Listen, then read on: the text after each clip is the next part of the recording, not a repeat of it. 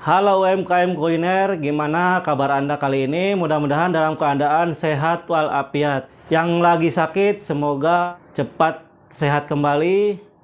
Yang lagi omsetnya turun, semoga lekas naik kembali.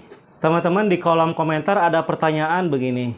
Bang, bagaimana cara membangun kepercayaan diri dalam bisnis kuliner atau dalam berjualan? Oke, jadi di video kali ini insya Allah saya akan membahas atau menjawab pertanyaan tersebut. Mudah-mudahan bisa juga bermanfaat untuk teman-teman yang lain. Bukan hanya yang bertanya, tetapi semua yang menonton video ini. Bagaimana cara membangun kepercayaan diri dalam bisnis kuliner? Yang jelas, jawaban nomor satu adalah produknya enak, masakannya enak. Kalau nggak enak, ya kita sendiri nggak pede gitu. Gimana mau pede, masakannya nggak enak. Nah, enak di sini seringkali teman-teman salah kaprah. Banyak yang bilang enak, tetapi selera dia. Itu kan subjektif. Harusnya enak itu menurut orang. Makanya ketika saya buka kuliner, saya suka panggil teman-teman saya, cobain deh, cicipin enak apa enggak, kurangnya apa. Enak di sini objektif, bukan enak menurut pribadi. Karena belum tentu enak menurut kita, enak juga menurut orang lain. Yang kedua, teman-teman, setelah tadi jawaban pertama produknya enak, menunya enak, masakannya enak. Yang kedua, teman-teman bisa pede ketika punya karyawan yang bagus, punya tim yang bagus juga gitu. Terutama bagian depan, bagian pelayanan. Ini sangat menentukan sekali. Yang ketiga, teman-teman, yang membuat kita pede dalam berjualan adalah kita punya plan, kita punya rencana, kita punya target omset.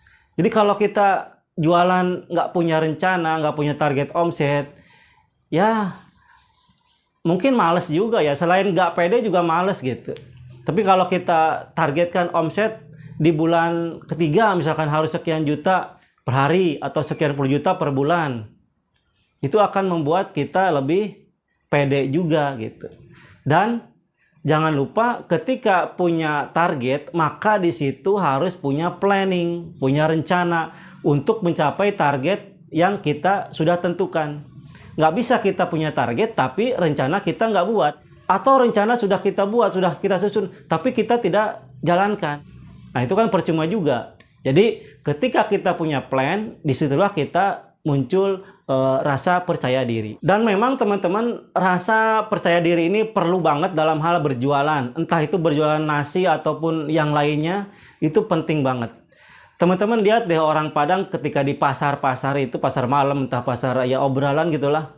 Itu kan pede banget sambil teriak-teriak. Padahal baju yang dia jual itu jelek banget. Kita sekali tarik aja jahitannya sobek. Tapi kan dia pede. Teriak-teriak, obral gitu.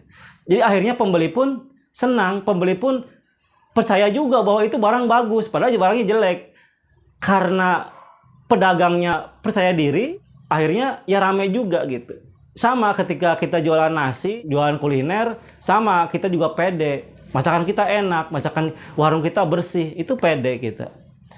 Nah, coba bayangkan teman-teman, kalau kita jualan, kitanya minder. Orang yang beli pun, kok kayak gini ya, pelayannya minder begini. Yang tadinya mau beli 5 bungkus, malah beli 1 bungkus. Lalu selanjutnya, yang membuat kita pede menjual kuliner, itu juga kebersihan warungnya terutama. Saya suka nggak pede juga kalau di warung itu masakan kita banyak lalat. Tapi kalau bersih, nggak ada lalat, nggak ada semut, itu kita pede jualannya. Dan teman-teman, terakhir ketika rasa percaya diri itu muncul, biasanya memang kan terbangun dengan sendirinya ya, sesuai dengan jam terbang kita. Biasanya kalau jualan baru-baru jualan, ya pedenya kurang. Tetapi kalau semakin lama ya, seiring berjalannya waktu, rasa pede kita sudah full gitu. Rasa percaya diri ini berbanding lurus dengan rasa optimis. Ketika kita pesimis dalam jualan, maka rasa percaya diri pun turun gitu. Semakin kita optimis, maka percaya diri pun akan semakin naik. Demikian video kita kali ini teman-teman. Barangkali mau ada yang tambahin, boleh silahkan tulis di kolom komentar. Atau mungkin yang mau bertanya, silakan tulis juga di kolom komentar. Jangan lupa yang belum subscribe, silakan klik tombol subscribe. Jangan lupa bagikan, share kepada grup-grup WA. Sekian dari saya. Wassalamualaikum warahmatullahi wabarakatuh.